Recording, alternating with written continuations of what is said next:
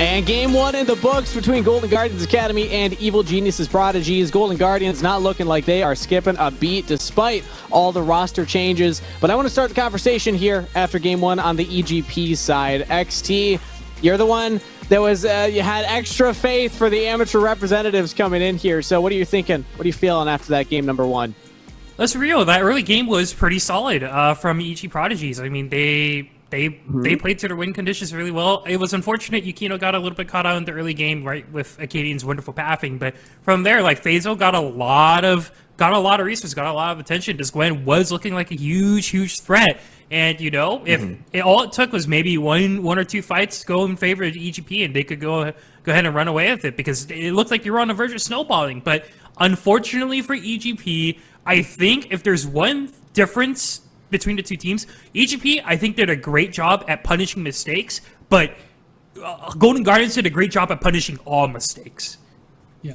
Sure. Yeah, I think even during the game you mentioned that. You're like, both teams are making mistakes, but it feels like Golden Guardians Academy are doing a better job of punishing mistakes. Beatdown, is that the vibe you got? 100%, and I think the thing is, too, when it comes to both of these compositions, we saw when EGP's comp was working, it was working, Kangas, but the problems arise when, I think, Ablaze Olive in particular, but a lot of people on the side of Golden Guardians Academy, they focused all their attention on Dawnbray. Dawnbray being the sole hard-engaged player for the team with that Rakan, being taken out of every fight means EGP has no way into these engages, and I think that's what ended up making the difference in the end. Forcing Dawnbray out of the fight, or just outright killing him before fights start, and even some of these even team fights where I think GGA did out-team fight EGP. I think that's what it really came down to.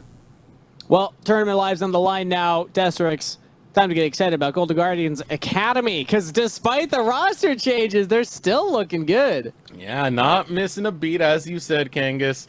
I'm pretty happy about that, because for players such as Acadian, Concept, and Array who have gone through this, you know, we've reiterated that time and time again.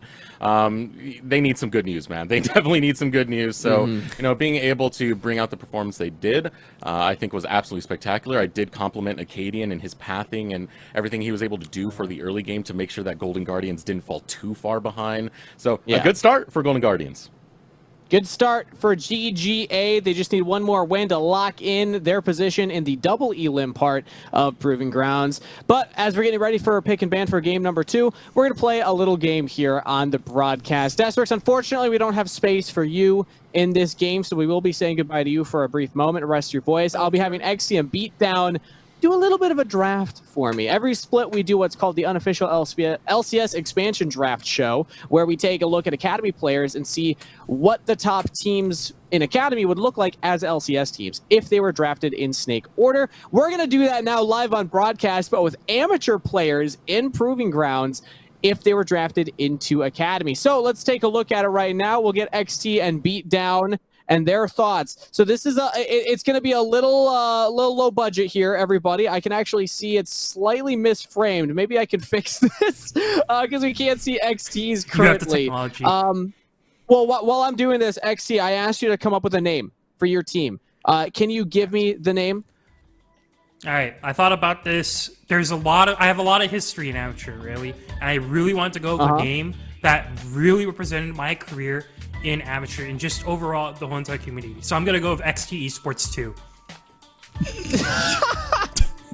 That's the most simple possible answer you could give. All right, there we go. We fixed it. Again, it's low budget, so we're going XT Esports 2. Oh, did that change? No, it did not. There we go. XT Esports 2. Beatdown, do you have anything more unique? Anything cooler? No. I mean, I don't have the history and, like, just wealth of experience that XT has in amateur. My team is just team-based. Team-based. Hey, I like that. I like that name, actually. Team-based over here. Here, we'll actually move it so we can actually see a little bit more of that. Perfect. Okay, so in our super low-budget draft right now, I'm going to flip a coin. XT, I'm going to let you call it. Do you want heads or tails?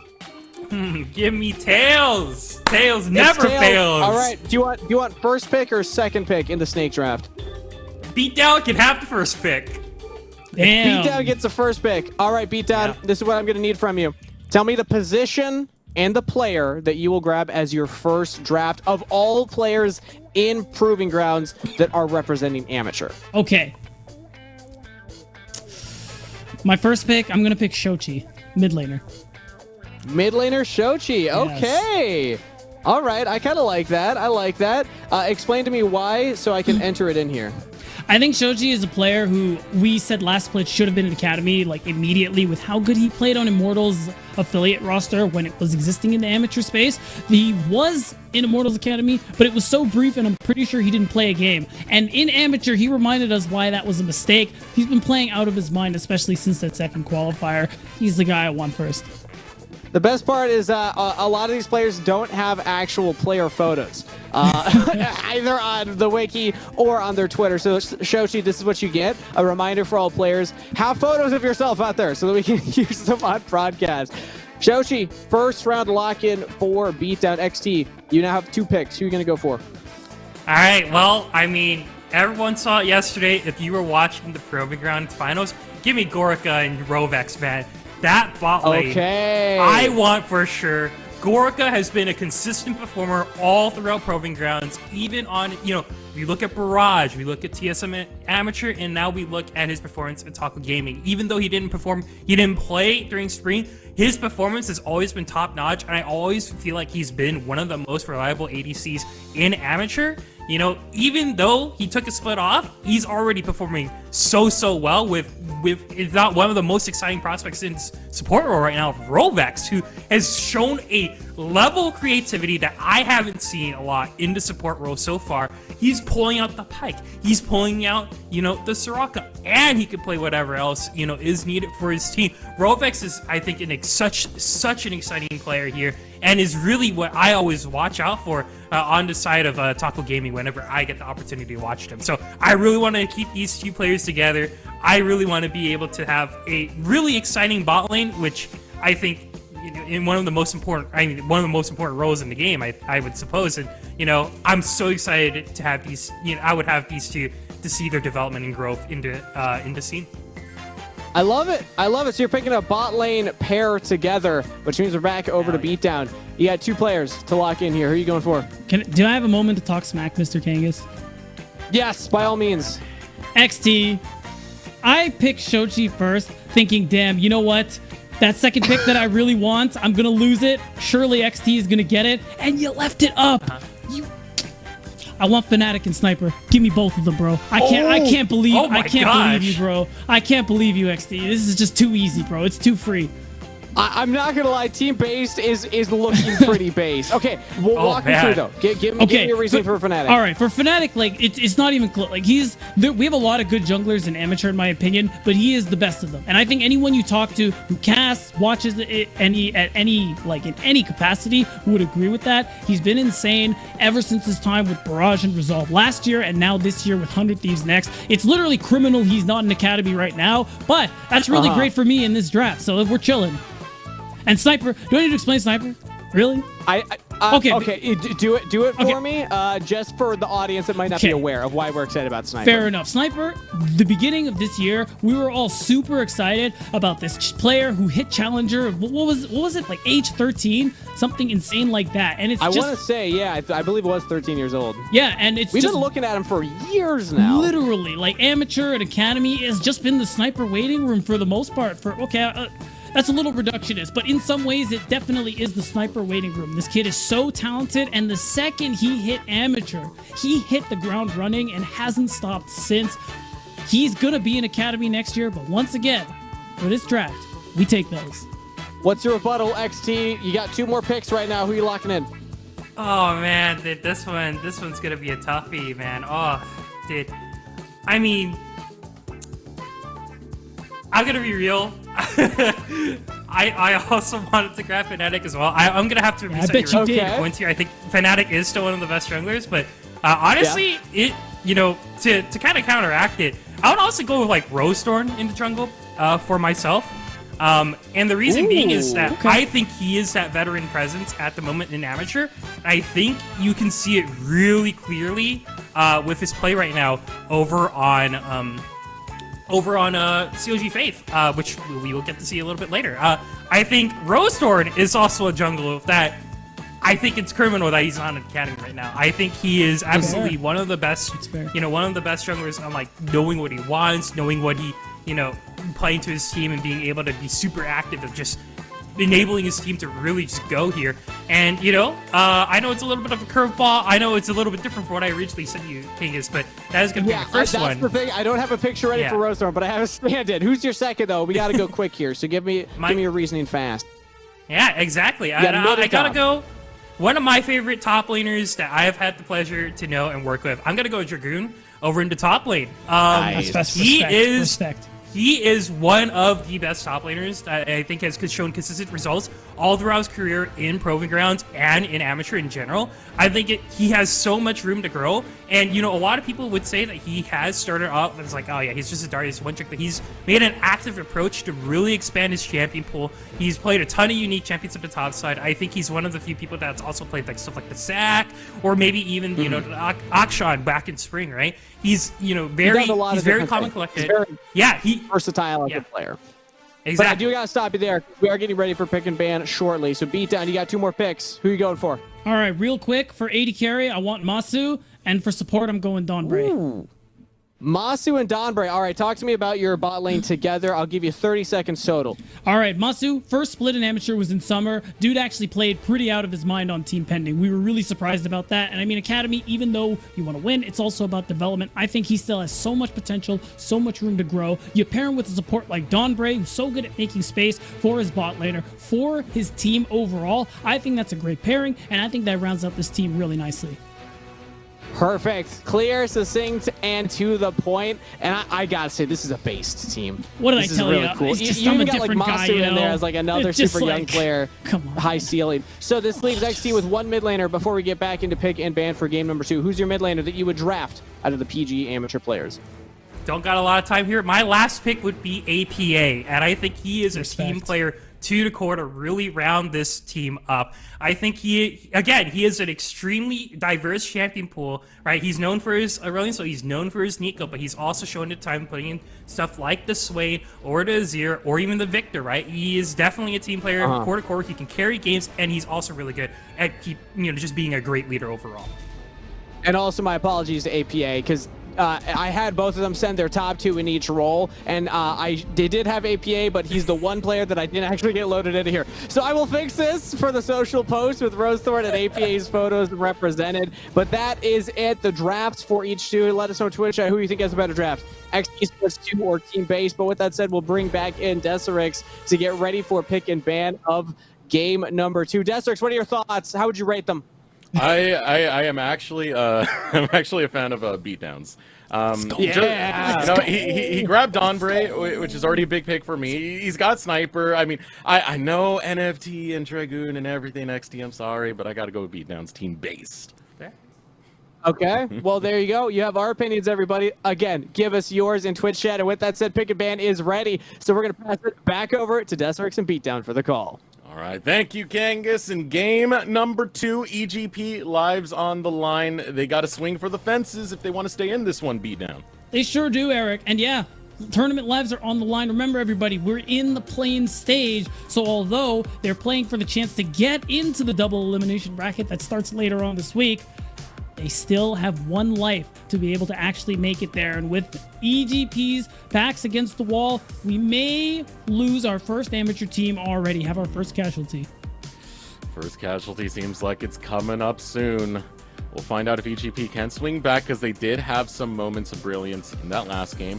They did have some moments where they were able to outplay Golden Guardians, but Golden Guardians, they played towards that late game objective of getting Array online as fast as possible. They got him online incredibly fast in that last one. They sure did. We'll see if they can do that again. Yeah, and I mean, I honestly thought Array was team fighting really well in that game. In some really perilous situations, the dude was facing well, he was fighting well, and it was really nice to see from him, especially a player we talk about a lot and has been around the amateur scene for a good amount of time before joining GGA this split. And real quick, want to just turn my attention over to EGP. I like the Lucian, even though Lucian Nami is a duo that I think has really fallen in priority. It was something EGP really leaned on with this roster earlier on. It's something me and Donbray would find a lot of success with. So I think backs against the wall in this particular point in the series, you got to bring out what's comfortable. Oh, this is going to be so aggro and so volatile in the bot lane. I mean, Lucian Nami, as you said, it's the classic lane dominant duo. While here's the new hotness. Here's Kalista Renata, something that's been dominating a lot of what's been going on ever since 12.10, ever since Renata's really come out. It's just such an aggro lane that you really try and fight in the first few early waves. That Ren, that back-end damage, it can be so surprising. Yeah, it's ridiculous. And since durability patch, the fact that fights skirmish as they go on longer now, that's perfect for a champ like Renata. More again. Spears. Building those spears like crazy for the red, like you're talking about here. And I like the Gnar as well for Evil Genius Prodigies there for Faisal in the top lane, giving you more options for engage. You still have the tidal wave from Dawnbray, of course, but having that Gnar as well, I think, is going to be super impactful in these team fights. Just giving EGP multiple threats to entry these fights.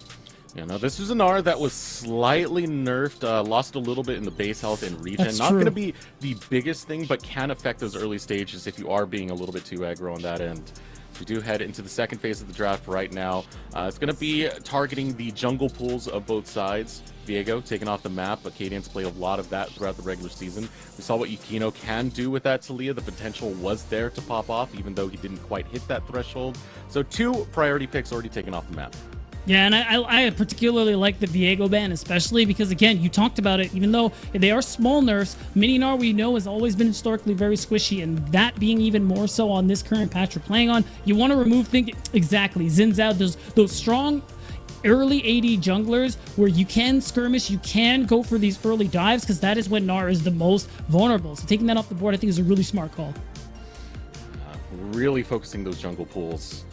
I think it's a little bit of a lesson for EGP. You can't let Acadian be as unchecked, even though you still have these other threats on the squad, such as Blaze Olive did perform so well. You still have to respect the early game facilitator of Golden Guardians. Ooh. Wow, okay.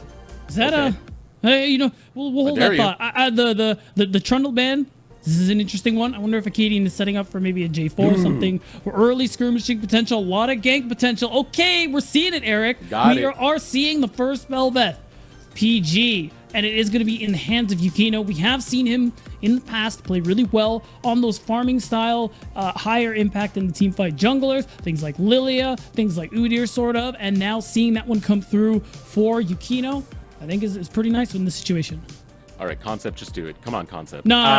It's a bait. It's a bait. No, yeah, you already got the Gwen. Yeah, you're right. I fell for it. Exactly. I fell for it on that end. Now, one thing I do want to point out about the Belveth, as we do have the spicy hover, is that even though, you know, you can lose some of these neutrals, the Rift Herald, the Dragon, you always get more chances to take that because they're always going to respawn, as it is going to be locking. You won't have to hold your breath this time, Beatdown. I know. Nocturne. I know, like EGP had to made me do in the first game. The Nocturne is a really dope one, especially because you have, again, laners that are going to be having a lot of pressure already in the top lane. You know Concept's going to be getting that pressure on. When you have a jungler like the Nocturne, if Faisal's not careful, he's going to be in a lot of trouble in this early game. So you need something in mid, at least, that's going to be able to get the push. Okay, we're getting Doxa Zoe, and we got to take a second to talk about this one, because a lot of the reason we talk about Doxa Div, it's that pick right there, Eric. This dude has done some not okay things. You casted it, I've casted it, and backs against the wall, EGP, they're just throwing down the gloves. They're throwing down the heaviest hitters they possibly can into this matchup right now. As you said, bot lane dominance. Lucian, Nami already going for something heavy there. Gnar, while it's stock standard, it can still be very aggressive, but Doxa feeling very comfortable in that Zoe, and all topped off with the Belveth. Man, if this composition gets a snowball rolling, how do you really stop it? And that's what you're playing for is EGP. It's the snowball. You have, like you said, strong bot lane, and the big thing here is I'm glad we see this mid lane pick, something that can contest mid push, because last game, Blaze Olive was getting the push in with that Ahri into Yone, and it made it so easy for Acadian to go for these invades. Now, that's a little less likely to happen, and on a champ like Belveth, that's critical, because you want to be farming. You want to get level 6 as soon as possible, because you want it before that Herald spawns, so that Belveth can cast her ultimate, get those stats, and then use those get the extra bonus stats you get from casting it to be able to try and make plays, try and fight. But it's going to be a fight of priority overall. I mean, both of these junglers are going to be waiting for that level 6. Their level 6s are so important to their kits. Belveth for the obvious reasons. Of course, Nocturne, the Paranoia, can get there in a heartbeat. We are ready to hit the Rift right now. Golden Guardians Academy versus Evil Geniuses Prodigies. Game number 2, EGP. Losing out on that game 1. Now looking to bring it back, and they do have quite the spicy competition to... spicy composition, excuse me, to bring that. Right. And the big thing, too, that where I'm kind of looking for with this Nocturne pick, is that dive. So the thing to kind of, I think, plays into EGP's favor is that Acadian is kind of going in on his own with the Nocturne dive. The only thing he really has going for him in that situation is the hostile takeover. If Hustlin and him can sync up really well, I think that would actually be a really nasty combo, because Acadian, he's got a sight set on 2 targets, Eric. It's Doxa and Mia. Doxa playing the Zoe, yeah, you do a lot of damage, but you're pretty immobile. If Nocturne closes the gap on you like that, spell shields your sleepy trouble bubble, you're in trouble. I do look towards the bot lane if I am Acadian. You hit level 6. This is such a volatile bot lane, and for Kalista Renata, especially in the case of Array being on this Kalista, it is an absolute sin if you leave lane without a lead. That means you have not played to the win condition of Kalista, and it's going to be a very hard game for you. If Acadian can play towards that, it's very easy for him to. Paranoia. You dodge a lot of vision that way. You can be there in a heartbeat. It also denies teleports. It makes it hard for Faisal to join a fight. So if Acadian focuses that bot side, it can be explosive. And it already is looking to be explosive as right away Hustlin coming in with the handshake. Odds of Dawnbray will chase him right away, and Flash is already being burned as Dawnbray is going to go flashless early. Yeah, we're talking about summoner spells, Eric. I see 2 ignites on EG's bot. I see 4 ignites on the Evil Genius Prodigies. They got them everywhere. That. Oh my! This is insane. Like, this burn it down. They just want to burn it all down, bro. They watch that music video. They know it's now or never in Proving Grounds play-ins. They have to win it here. So they're really trying. I don't know if I've ever casted 4 ignites before. I love it. I absolutely love it. It's the way to go when your backs are against the wall. And now, take a look over here. This is what we were talking about. This is the way this Kalista Renata lane plays. Early waves, you're just looking to handshake someone and instantly take a fight. Right, and that's the thing. And I like it. We see Yukino skips the Krugs, heads to the bottom side as soon as level 3 hits to see if he can get that angle to get the snowball rolling for Mia and Dawnbray. But on the other hand, Acadian is just going for the full clear. And as long as Yukino isn't able to make anything happen with some of the time he's spending, Acadian can full clear, recall, get back on the map with some itemization stats and a bit of a lead. I imagine we might have a lull for the earlier stages anywhere else that's... As soon as I say that, Doxa plays all of Start Fighting. Yeah. Anywhere else that's pretty much not the bottom lane. Bottom lane, oh so volatile. The reason for that is usually you need some jungler intervention to get some of these things going.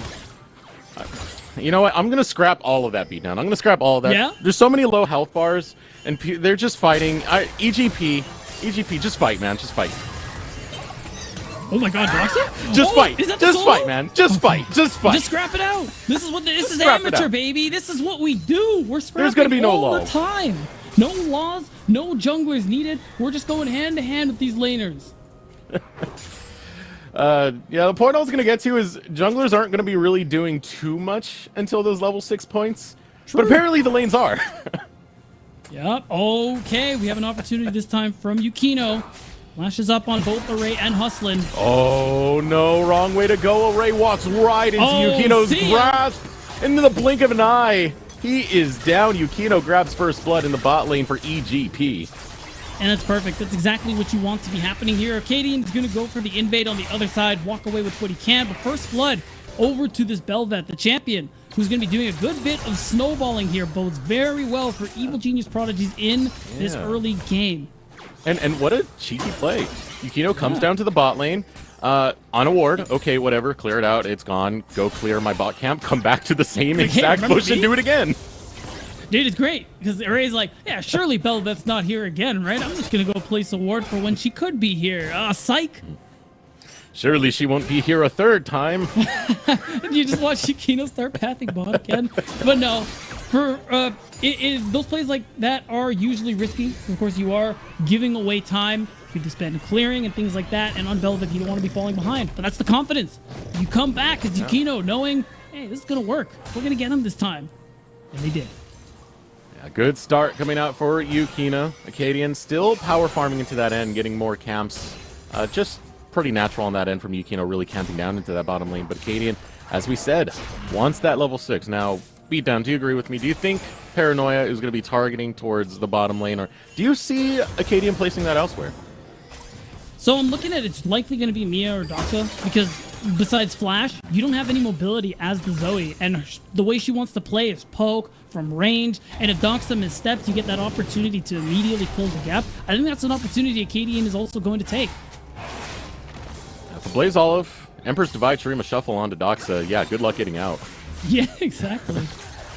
Be a good lane to target down, as now starting up the Drake will be Golden Guardians Academy. It will be spotted out by EGP as Yukino walks into the vicinity, but this is hard to steal away from, just from the nature of the Rend. You would have to take down Array. Smite plus Rend combo should guarantee this over to Golden Guardians Academy. That will be secured, but EGP are looking for the fight. Yukino jumps in right onto Array. A burst of damage onto Array, but he will fall. How far? Starting to get low for Golden Guardians. Doxa! Brilliant Paddle Star finds its mark. Now Mia starting to bring the damage. The poke working in, chipping away, but Mia has to dash off. Now Golden Guardians still chasing down Mia. Acadian able to get to tether. The flea is going to come out. Doxa doesn't land the next Paddle Star. Running low is Hustle, but Golden Guardians, they get out with their heads still on and acquire a kill right on back to Mia. Man, that was a tough one. EGP looking for the fight after, not as much about the steal on the Dragon. They do get some. They do get a little bit more gold into their pockets there. It is on Doxa. We talked about it. This is one of his signature champions. Big reason we call it the Doxa diff. So getting gold on him is nice. Getting gold on Yukino is nice. And we're going to see the replay right here. Yukino goes in, loses most of his health in the process. And the thing they have to worry about, a Blazed Olive, his level 6 is a little more impactful with that Emperor's Divide, and it was able to break up the fight, even though he lost his life in the end. And that's what set up this play to be a little better for GGA. Man, this assault coming from EGP was so frustrating for GGA, though, because you're getting attacked from all angles, trying to collapse down on the Mia. Definitely would have been a tilter if Mia didn't go down there, but still an acquisition being grabbed by Golden Guardians to keep this relatively neutral. But now we're at that point, Beatdown. Level 6, Acadian, Paranoia is here. That's right, it is. It's a big thing to be worrying about now, especially because Mia is going to be a big focus alongside Doxa, who's flashless right now. He flashed in that last fight here. Mia doing well to get some damage in with the culling, because it's worth noting, after that gold that Array picked up, we got a pretty sizable lead in the bot lane. The 3 long swords, dagger, those tier 2 boots. He's that Array. He's feeling nice and poised up to fight. Doxa really challenging a Blaze Olive in the mid lane. What is Zoe, man? Yeah, that's Doxa for you. Yukino, Doxa, freed out from the mid lane, are going over to the Rift Herald. But this is something that Golden Guardians realize, that the value of that Rift Herald, especially for a Bel'Veth. So they're going to challenge right here. Paranoia is going to be used. Only blocking vision, not committing to the second end of it. Acadian yet to go in. Finally hops into Doxa. Doxa looking to back off. Will use the ultimate to create some distance, but there is the Emperor's Divide going to be used. A kill being acquired by Dawnbray elsewhere on the map, as Yukino will still take down Concept in the process. Cross-map plays coming out for EGP, but they win out in every one. And that's a huge one there, because like you said, they win out on both sides of the map, but you get the Rift Herald, which was denied from them both times in Game 1, which is big for Bel'Veth, of course, but Yukino, who already picked up some kills, is starting to get those resets off with the ultimate there. But now you have the Rift Herald, which you can use to make a play, break down some turret plates, and get some extra gold onto your laners, and that's the big thing to look for here.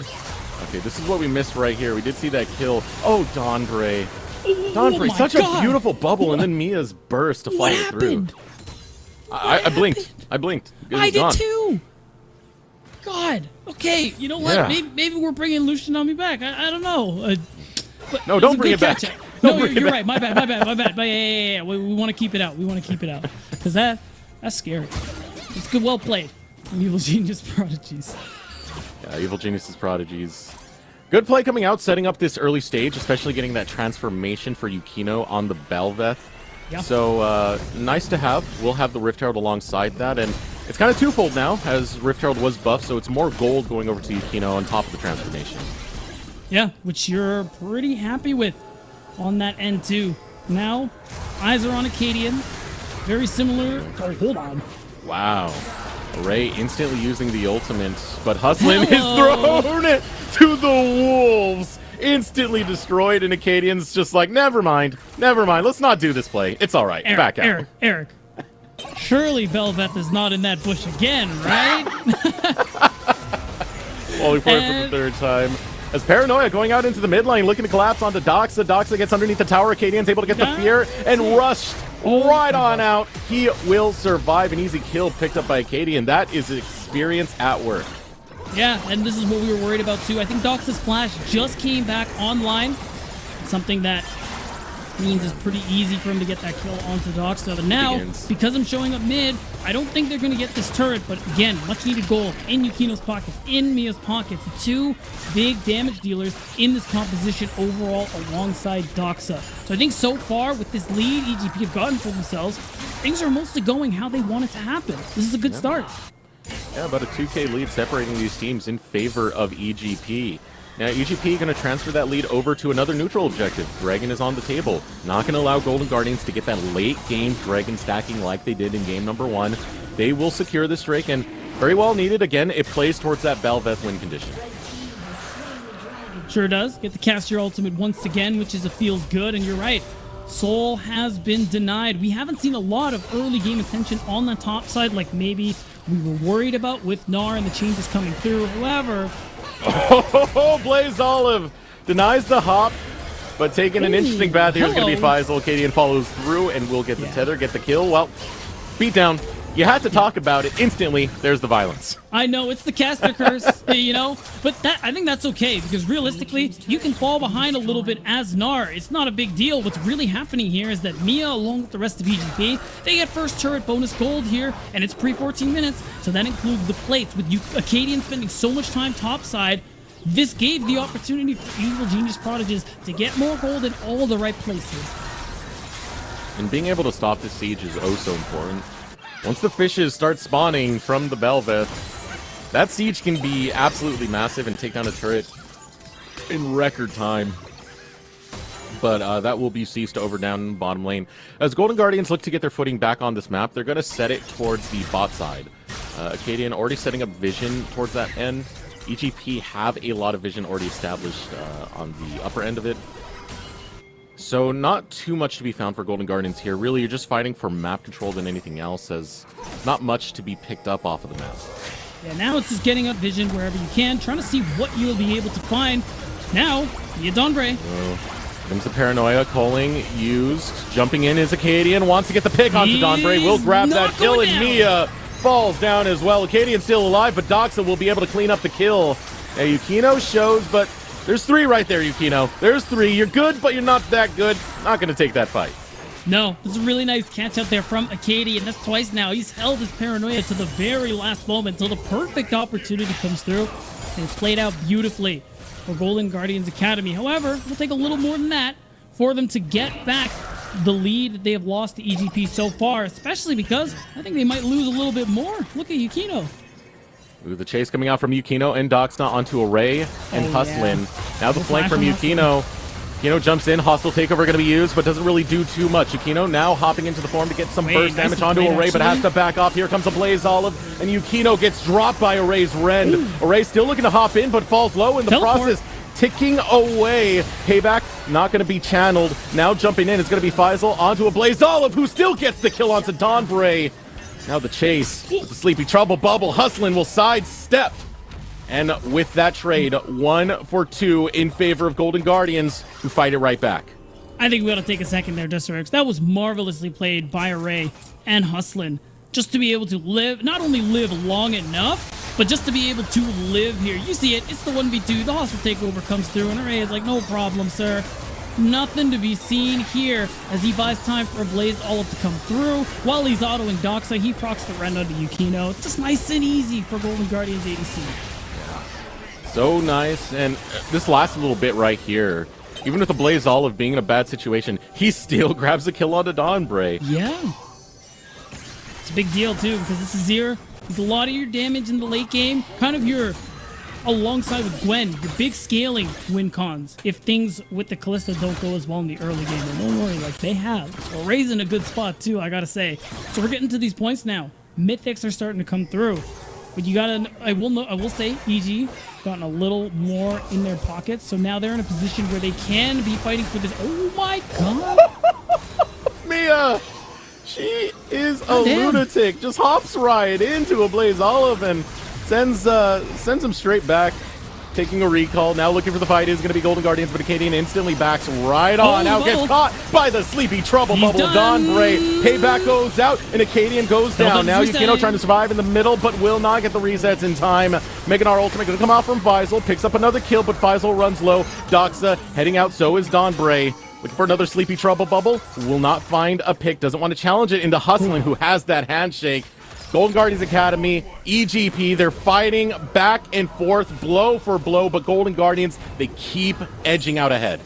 And the crazy thing there is Yukino, he was resetting, but he didn't actually pick up the eye from the Rift Herald. And you can see it here, Acadian playing with the darkness, going in and out, hoping that he can just space them away. But he actually manages to get caught out, can't get bailed out either. But look at Concept. I think that's the big thing here. Even though he takes a lot of damage, he goes down in the end. He bought a lot of time for Array and a Blazed Olive to get the damage done. So he gave his life so the big damage dealers, Array and ABA, get things done in the end. And that comes out with the dub for GGA. Now they've narrowed the gold lead to 500. And this is why I've spent so much time during the regular season hyping up Action Jackson, Array. It's because a lot of plays like this. He's very smart in his positioning. I want to bring it back to 100 Thieves next. He used to play a lot of Jhin back then. You know, Jhin, curtain call, you got to position well for that one, but he was one that rarely got his curtain calls interrupted, was always in the back line and still in the right spot to deal maximum damage. Now on this Kalista, seeing him just frontline Kalista and hop in at the very right times to rend out the rest of the squad. It's looking absolutely beautiful as the fight breaks out over onto this top side. Oh my god. Concept backing out as Yukino hovering around Concept, calling over to Doxa. These are shark-infested waters, and with one more pop of a paddle star, Doxa grabs the kill and will blast plant to safety. Wow, nicely done. Nice teamwork from the mid-jungle of Evil Genius Prodigies, and it's pretty big for Mia to dodge on that paranoia.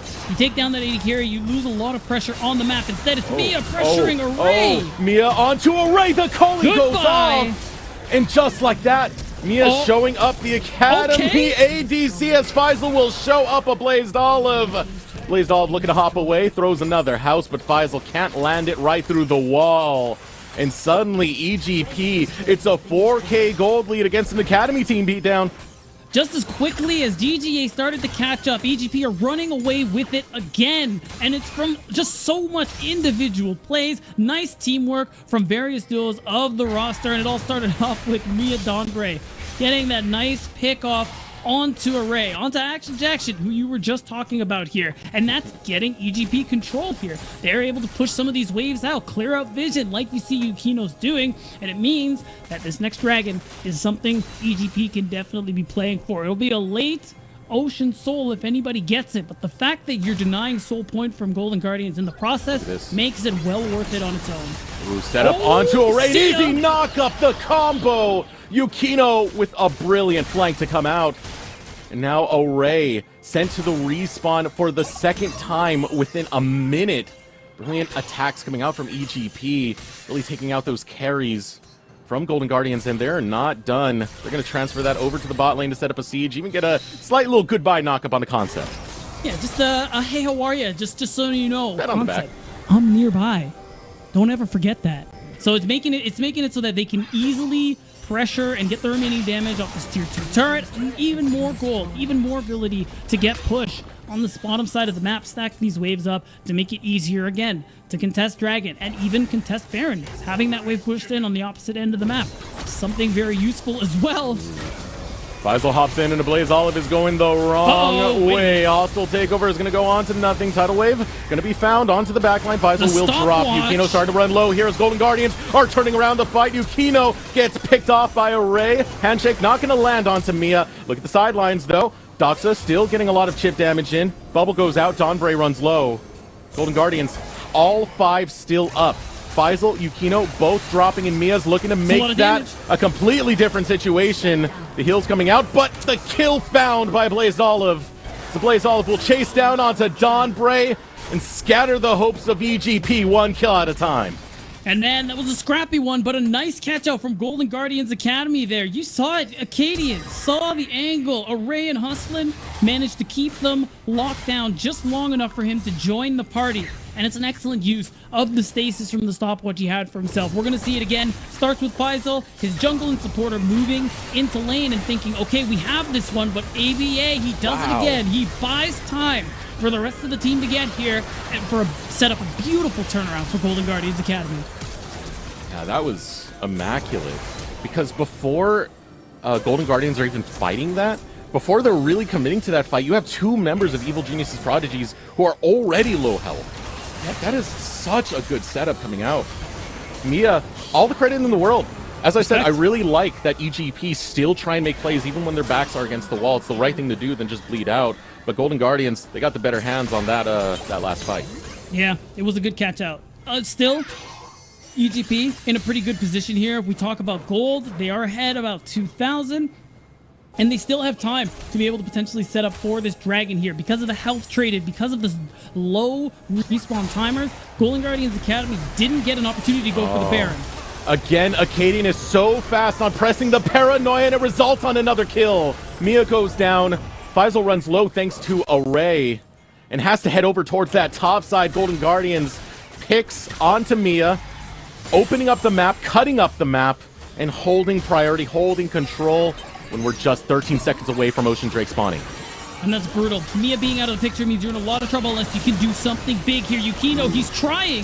He's trying very hard, but he's gone in alone time and time again. EGP have not been able to follow up. Concept almost gets dropped in the process, but has the mobility to slip out of there. But yeah, Yukino, not in the best place to be, especially with this low health bar and Dragon already spawning. Gonna have to take the fruits to make a response for this. And at least jungle and support of EGP are going to be able to walk away from this one, but not able to deny that Ocean's sole point here from Golden Guardians Academy. They get it done. And they get the top turn in the process here, which is more gold onto this Gwen. And even though they lost, we saw what kind of damage Faisal was able to do last game. Oh, Mia, she wants it. Here comes Mia. She's not playing a marksman. This is a complete assassin now. This is a frontliner combo on top of it, as Mia will go on to Concept. A couple more blows. Okay. Will take down Concept, and Ablaze Olive will show up. Can Mia buy time? That's the big question here, because Yukino is showing up. Paranoia coming out. Mia with a burst of damage onto Ablaze Olive, but Yukino and Dawnbray, they know it's far too late for poor Mia. Yeah, they didn't want to make it, but you know what? Respect to Mia. Immediately going for that play. Like, that's insane. You're here facing Academy teams for the first time in your first split, and you say, yeah, let me fight that Gwen. Yeah, it was low health. I don't want a team fight. I want a solo kill. Yeah, I want to be a solo later. And then ends up going for a pretty nice play. And you end up getting a lot of gold off of that one kill in particular. And it's tough that it gets traded. But, you know, at this point in the game, you got to take some of these risks to get back in it, Eric. Yeah, taking big risk is Mia, though. And sometimes you got to wonder how much is too big of a risk, right? Mia has been going down for a lot of these fights, and when Mia goes down, that's your mid-game going down, and that's a lot of the presence, the agency you have on the map to team fight going down. Now, they still got great poke. They can still chip away at the health bars of Golden Guardians without Mia, but it is a rough spot to be, as now looking for the team fight will be Golden Guardians jumping in. Ablaze Olive, Shurima shuffle onto the back line. It's going to eliminate Doxa as Yukino fed to the wolves once again. Ablaze Olive is so damn good beatdown. Oh my god, EGP, your Emperor has arrived. A Blazed Olive makes it happen, and he does it again with the stopwatch. It's that he baits them out. Come for me. Try it. Swing as high as you can. It is not high enough to punch God as EGP run right for the hills once again. A Blaze Olive showing up and throwing down, but finally gets put down by Mia. Even God's Bleed says EGP's 80 carry, so you get something back in the process. You make it so that Baron, maybe not on the table, but Golden Guardians Academy off the back of a Blazed Olive, Eric. This guy, he's a playmaker. No, that's not even right. He is like a play-creating machine. He just finds the angles over and over and over again, and you're going to see it again in this replay. We cannot stop talking about it. Look at that shuffle. That shuffle was so clean. And it's not just that. It's not just that. We're waiting for it. Give it a little bit of time, because a Blaze Olive does this bait right here. This bait right here. Yeah, it's perfect. He doesn't even go down in the process, only because of a little bit of overconfidence will he fall in a couple of seconds time if we get that far in the replay. Oh man, Blaze Olive putting up a performance as Acadian has been putting up one as well. Paranoia onto the backline. Hostile takeover! Hustling, landing it onto 3. And it's a clean sweep of 3 kills coming out for EGP in prime position for Baron. Now, Eric, I'm not going to lie, it's Baron time. Golden Guardians, they're feeling pretty good about their chances. They win a big fight with almost no damage taken. Now Doxa. All right, Doxa. Lone Warrior in the picture here, trying to see what he can do, and it's looking like with that far side ward, it's going to be absolutely nothing. I was hoping for the hero paddle star. Me too. Wouldn't that be cool? It was a fat chance, because again, Ren Smite combo. It's not a combo you usually beat when you're having a Smite fight, but would have been cool to have the chances of EGP are starting to look grim. I do want to put that they're not completely out of this fight just yet. It is a gold deficit of just 3k at 26 minutes, which is not the most devastating thing. What's a little bit more devastating to me is that some of their spikers are as strong as they're gonna be at this stage of the game. Yeah, I think it's a really great point, Eric, because you're getting to the point where champs like Azir, Gwen are at 3 or close to 3 items. of Blazed Olive working his way towards what's that death cap, which is his 4th item. They're scaling up. They're pretty much at their major spikes. So now it's going to be from a pick for Evil Genius Prodigies on their side. You get someone with an Aqua Prison, Tidal Wave, Dox's Bubble. There's a lot of ways for it to happen. Things like this even. If you can just burst someone down before they can blink, which is what Lucian Nami is very good at, that's your way in. He's insane, man. She goes for these hard plays at any given time, but Golden Guardians go for plays as a full unit, as a full team. Acadian with the deep dive onto Doxa, grabs the kill, hostile takeover, securing another one. And Golden Guardians just clean up the floor right here. Mia caught out and sent to the respawn. So will Yukino, as the Ren should put in that slow. Acadian just flashes forward and makes sure this is going to be a done deal. Secured. Golden Guardians netting a massive lead against EGP as they step towards their second life. Only a couple more structures away from earning it into round 2. And on that same note, EGP is getting the life taken from them here. Faisal, he's getting 1v1. I think that's it. That's the ace. We're still 25 seconds on major members here. This could be it. EGP season could be over. It is done. It was a rough Academy season for Golden Guardians, plagued with substitution problems. But from the bottom, the only way to go is up. Golden Guardians Academy, they'll begin their journey earning that extra life as they head into round number 2 of the Proving Grounds, with just a couple more hits onto this Nexus to seal the deal with a quick 2-0. Wow, you know what? You got to give it to EGP. It was a valiant effort. One of our first matches with Amateur against Academy. And they really gave us a show, especially given the slump they were in before they took their early exit from PGCQ in the summer split. So it was a good showing from them overall. But even with those roster issues, GGA, too strong. Blaze the Olive. Absolutely. How Blaze broken is Olive. that guy? Yeah, you got to nerf a Blaze Olive directly. That was some mighty display coming out from him. credit to EGP where credit is due, right? A lot of the early games were EGP fighting back and forth with Golden Guardians. Yes. I felt like what it came down to, again, is just Acadian's macro is smart, and this is an academy team. So they do have resources more towards the mid game where we see a lot of those amateur teams struggle. A lot of amateur teams towards the mid to late game, they're just looking to try and find that out hands moment, get a kill, and to just close out that way. Golden Guardians having a little bit more of a game plan as they enter those later stages. That's right. And although a lot of those attempted mechanical outplays did seem to work for EGP, and we had some really close calls even towards the later stages of the game, you get to that point where, again, with that draft, they had the snowball rolling, but Golden Guardians were able to halt it. And at that point, with the champs they had and how well and how smart they were going for plays, especially towards the back half of the second game, it was just an easy win for them. Yeah, but they should be damn proud. That is for sure. Yes. Off of that, congratulations to Golden Guardians. They will head over to round 2 and earn their second life. Now, I believe I got to get some confirmation on this, Joey, where we're headed off to next. I believe we're going to be sending to Kangas. Okay. We're good for break right now. So we're going to throw it a short break. When we return, we will have our host and our guest right back with us. Be sure to stay tuned because we want to talk about that victory with Golden Guardians 2-0 entering the round 2. Hello, everybody, and welcome back for our post-series interview. I have Golden Guardians Academy AD carry Array here joining us to chat about that swift victory against EGP. First of all, Array, congratulations on picking up a win and making it into the double elim bracket in Proving Grounds. Thank you. I want to start on that note, though, because you had to play through play-ins here, and obviously that means that nerves could be a little bit higher. What were the nerves like coming into this series, knowing that if you drop this, that your season's over? At least for me personally, I wasn't really that worried. I don't really think like any of the amateur teams are like very good. So even though like we just swamped our roster again, I was pretty confident that we would at least make it into the main event. Okay, all right, so feeling still confident. Now, you've actually come in from the amateur scene. How would you say it compares now to when you were on teams like 100 Thieves Next in the past?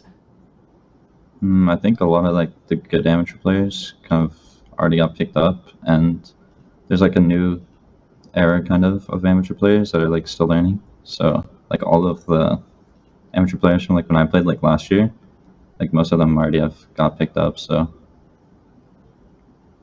you have a unique insight into that as you've played. I like how you kind of mentioned generations, right? It feels like we are seeing generational shifts now in amateur to academy, even LCS. Are you keeping your eyes on any of the young guns, any of the newer guys coming into the scene? Not really. I'm just focusing on myself and just trying to get better. Well, clearly that's showing because you had to focus on yourself with so many roster changes. We've been keeping track. I'm sure you have as well. You played with 3 different supports and 4 different mid laners coming into Proving Grounds. How have you individually seen all these roster changes affect your growth as a player in your rookie year? I mean, even though we're switching rosters a lot, there's still like a lot of individual things I need to work on. And while like we might not be able to work on like all the team stuff, like it's always easy for me to like find things that I need to work on individually. Keeping your focus on yourself, I think that's kind of what you have to do in these kinds of situations. What's the hardest part, though, when you look back on the split and saying there was so much change? You were always with different players, different rosters, pretty much every other week or every 3 weeks average throughout the split. What was the difficult part of that? I think it's just trying to get everybody on the same page. Over time, I think like everybody kind of learns their roles in the team, but like when you're switching so much, people kind of don't know their role all the time, and yeah, it's just hard to make sure everybody knows their role. What would you say your role is on the team? Well, what do you feel like you've kind of grown into as you've developed? Well, with our new roster, I think we're still trying to figure out everybody's role, to be honest. We only had like 1 day of scrims before today, so we're just going to keep trying our best and working on figuring out everybody's role. All right, still to be decided, to be determined. Well, you made it into the double elim portion of Proving Ground, so again, congratulations on that. But I always like to close out these interviews on a fun note. Now, we were talking before going live here about my champion pool, and I did share that I am a Pantheon player and support, and you said that that was, in fact, based in Chad. So first off, thank you. Second of all, that makes me wonder, what are the 3 most Chad support picks? Like, if you're playing Champs Q, and you're hoping that your support locks in 1 of 3 champions, who's on that list? The most Chad picks, it's probably like things that just go in, so like a Mumu maybe Okay. like Pantheon as well, and maybe even Nautilus probably. A Mumu, Pantheon, Nautilus. All right, I do play me Nautilus. I will say that. I got to work on my Mumu though. Maybe once I practice some more of him, we can play together. Thank you so much, Array, for coming on and chatting with us, and best of luck going into the double elim bracket in Proving Grounds. Thank you. With that said, we'll bring back on our casters and guests.